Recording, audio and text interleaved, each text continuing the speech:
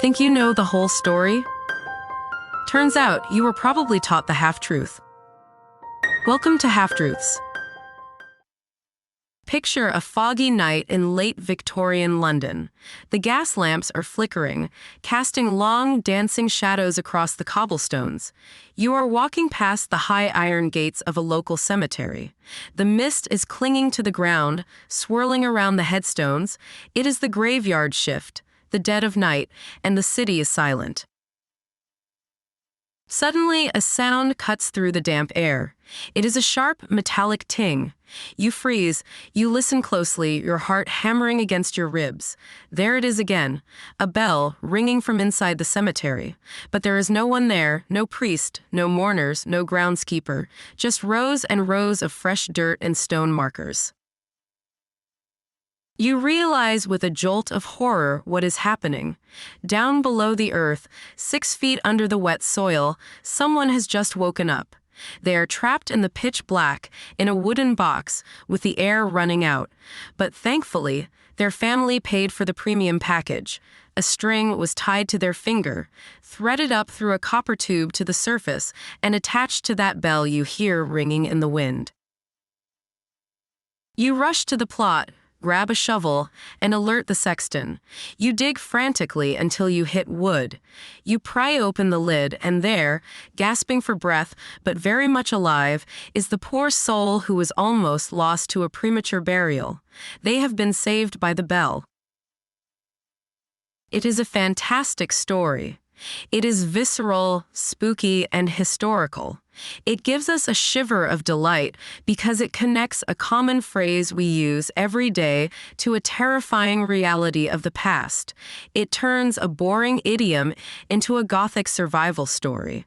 I remember a history teacher telling me this exact origin story when I was in middle school. I remember seeing it shared on social media just last week, usually accompanied by a creepy diagram of a patent for a safety coffin. It is the kind of fact that makes you feel smart at a dinner party. It explains so much. It explains Saved by the Bell. It explains Dead Ringer. It explains the graveyard shift.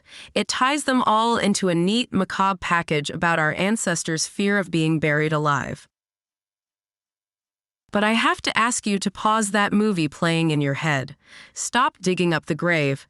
Silence the bell. Because I have some bad news for the goths and the history buffs among us. That story is a lie. Welcome to Half-Truths, the podcast where we take the stories you think you know, flip them over, and inspect the jagged underbelly of reality. I am your host, and today we are looking at one of the most persistent, beloved, and completely wrong etymological myths in the English language.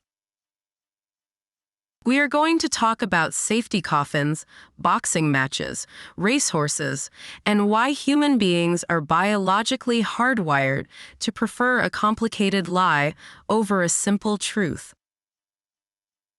Let's start by giving the myth its due credit.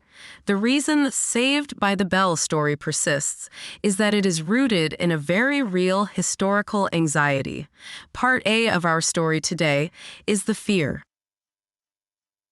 In the 18th and 19th centuries, the medical definition of death was not nearly as precise as it is today. There were no EKGs, no brain scans, and no definitive tests for brain death. Doctors relied on checking for a heartbeat, breathing, or holding a mirror to the mouth to see if it fogged up. But there were plenty of conditions that could mimic death. Comas, catalepsy, shock, or simply passing out from drinking too much opium-laced laudanum could make a person appear cold, stiff, and pulseless. And then there was cholera. Cholera epidemics swept through Europe and America, killing thousands. In the rush to bury the infectious bodies, mistakes were made. People were terrified of waking up in a coffin. This fear was so widespread it had a name: taphophobia. This wasn't just a peasant superstition. George Washington, on his deathbed, made his secretary promise not to bury him for at least 3 days after he died, just to be sure. Hans Christian Andersen, the famous fairy tale writer, carried a note in his pocket that said, "I only appear to be dead." This fear fueled a cottage industry of safety coffins, and this is the part of the myth that is actually true. Inventors really did file patents for devices designed to let a buried person signal the surface. The first recorded safety coffin was constructed for Duke Ferdinand of Brunswick in 1792. It included a window to let in light, an air tube, and a lock on the inside of the lid. He was never buried in it, but the idea caught on. Throughout the 1800s, patents were filed for all sorts of contraptions. Some had flags that would pop up. Some had pyrotechnics or fireworks. And yes, the most famous design involved a string tied to the corpse's finger or wrist, which ran up a tube to a bell mounted on a stake above the grave. The logic was simple. If the corpse woke up and moved, the bell would ring. The graveyard watchman, working the so-called graveyard shift, would hear it, and rescue would arrive. This narrative is so strong because it combines 3 idioms into one coherent historical landscape. Saved by the bell refers to the rescue. Dead ringer refers to the person who rings the bell while appearing dead. Graveyard shift refers to the person listening for the bell. It is a perfect triad of trivia. It feels like a lock clicking into place. But now, let's pull the thread. The first problem with this story is the mechanics of death itself. If you have ever been around a deceased body, or if you know a mortician, you know that bodies do not just stay still. As decomposition sets in, gases build up, bodies swell. They shift. This was a major flaw in the safety coffin designs. A decomposing body swells and moves enough to pull a delicate string. This meant that the bells would ring not because someone was alive, but because they were very emphatically dead and bloating. Imagine being that graveyard watchman. The bell rings. You dig up the grave, sweating and terrified, only to find a very dead, very smelly corpse that has simply shifted its weight.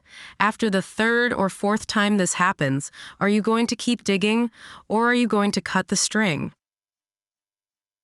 Furthermore, consider the physical capability of someone who has been mistakenly buried. They have likely been in a coma or a catatonic state for days. They are dehydrated, oxygen-deprived, and trapped in a heavy wooden box under 6 feet of earth. Do they really have the dexterity and strength to rhythmically pull a string to alert a watchman during a thunderstorm? But those are just logistical problems. The real nail in the coffin of this theory is the timeline. Let's look at the phrase, "saved by the bell."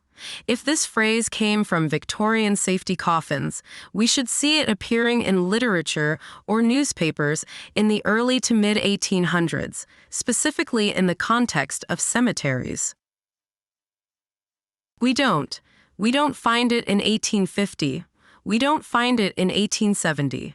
In fact, we don't find the idiom "saved by the bell" used in a metaphorical sense until the very late 19th and early 20th centuries, and when it does appear, it is nowhere near a graveyard.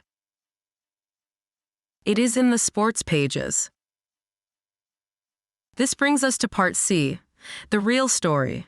The true origin of "saved by the bell" is much louder, much sweatier, and involves a lot more punching than the safety coffin myth. It comes from boxing. To understand this, we have to look at how boxing rules evolved.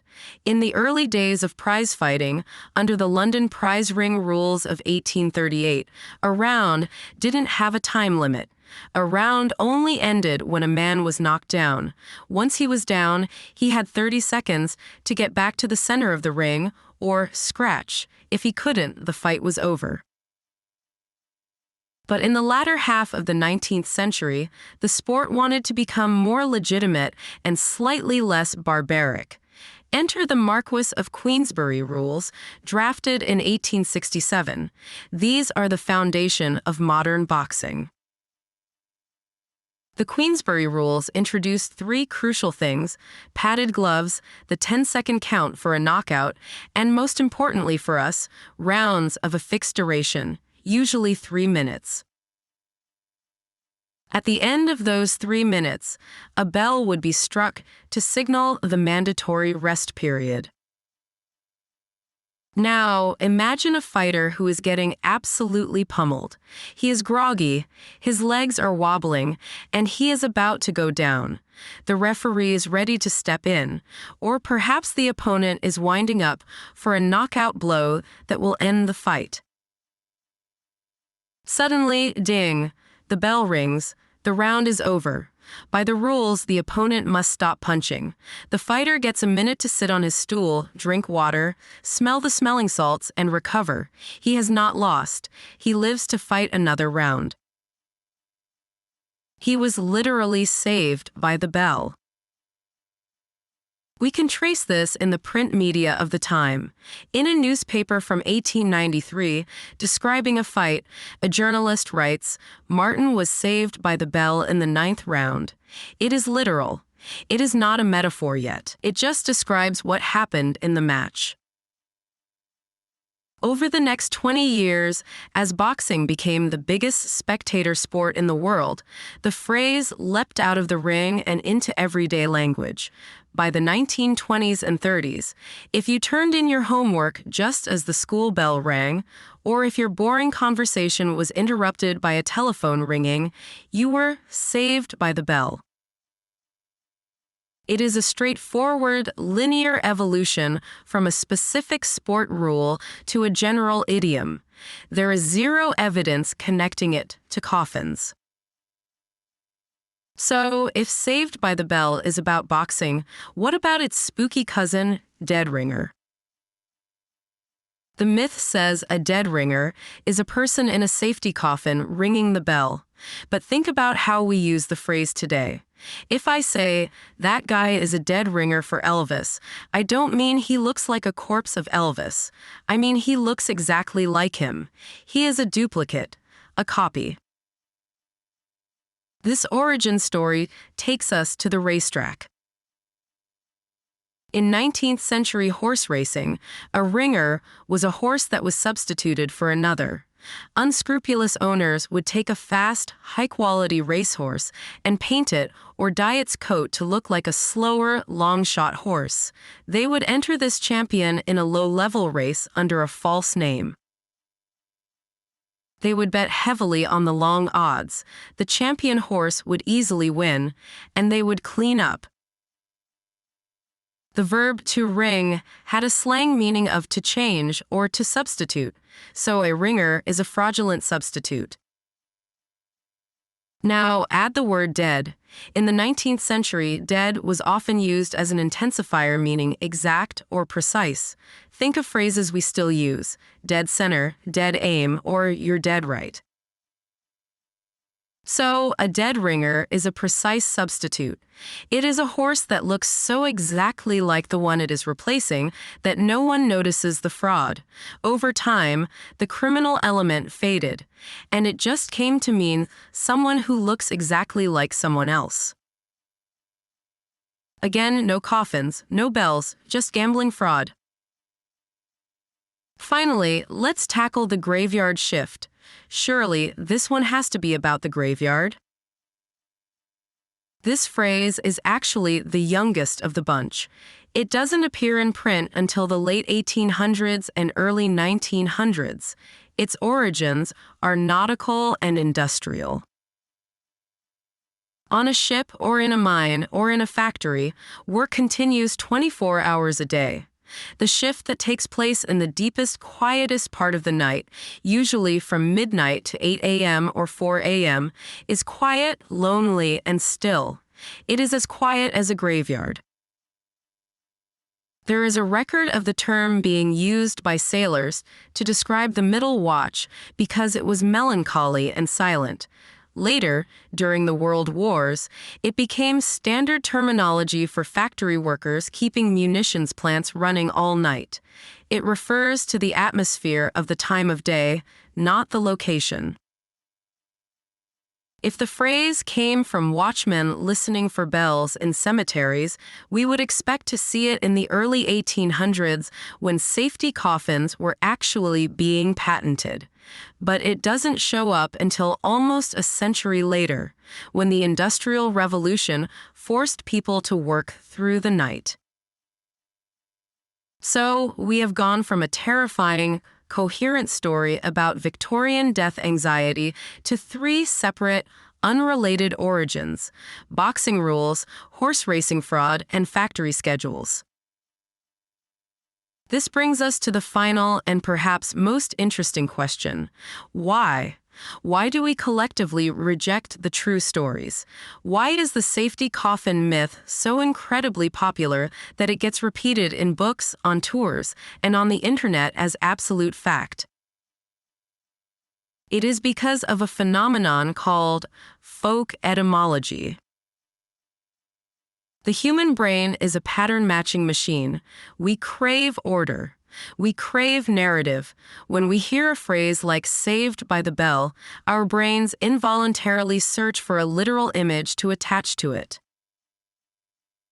The boxing origin is logical, but it is also mundane. It's just sports. It's a rulebook. But the coffin story, that has drama. It has high stakes, life and death. It has a visual component, the string, the bell, the dirt. It evokes an emotional response. We also love to believe that our ancestors were weird, morbid, and obsessed with death. It distances us from them. It makes the past feel like a foreign country. When we tell the safety coffin story, we are engaging in a form of chronological tourism. We are saying, look how scary and primitive the past was. Thank goodness we live now. The irony, of course, is that while safety coffins were real, they were incredibly rare. They were items for the paranoid rich. The average person was buried in a shroud or a pine box with no bells and whistles, literally. There is no historical record of anyone actually being saved by a safety coffin bell. Not one. It turns out that burying people alive was not nearly as common as the Victorians feared. It happened, sure, but the hysteria outpaced the reality. There is another element at play here, too. We love a just-so story. We like it when things fit together. The safety coffin myth is a masterclass in efficiency because it explains three idioms at once. It's a bundle deal. By accepting the coffin premise, you get the origin for saved by the bell, dead ringer, and graveyard shift for the price of one story. The truth that language evolves messily from different subcultures at different times is unsatisfying. It's chaotic. It requires you to remember that ringer comes from horses and bell comes from boxing. It's cognitive clutter. The lie is elegant. The truth is messy. But I would argue that the messy truth is actually more fascinating. The boxing origin tells us about the civilizing process of violence, how we took a brutal, bare-knuckle brawl and tried to impose order and time limits on it. The horse racing origin tells us about the ingenuity of con artists and the rich slang of the Victorian underworld. The factory origin tells us about the transformation of human labor, where we stopped working by the sun and started working by the clock, turning the night into a time of production. These true stories connect us to the way people actually lived, played, and worked. The myth connects us only to their nightmares. When we strip away the gothic gloss, we find something more human. We find people trying to make a buck at the track. We find crowds cheering for a fighter to survive one more round. We find tired workers rubbing their eyes at 3 a.m., joking that it's as quiet as a tomb. We find that our language is not a museum of macabre curiosities, but a living record of our sports, our crimes, and our jobs. So the next time someone tells you that "Saved by the Bell" comes from a safety coffin, you can gently correct them. You can tell them that the only thing being buried here is the truth. And if they look disappointed, well, maybe you can tell them you were just joking. After all, sometimes a good story is too good to check. But you and I, we know better. We know that the bell that saves you isn't ringing in a graveyard. It's ringing to tell you that you've survived the round, and you have exactly 1 minute to catch your breath before you have to go back out there and fight again. Because in the end, history isn't about the fear of dying, it's about the struggle of living. Now you know the real story. What other half-truths are still out there? If you enjoyed this episode, please subscribe, leave a comment, and join us next time. Until then, stay curious.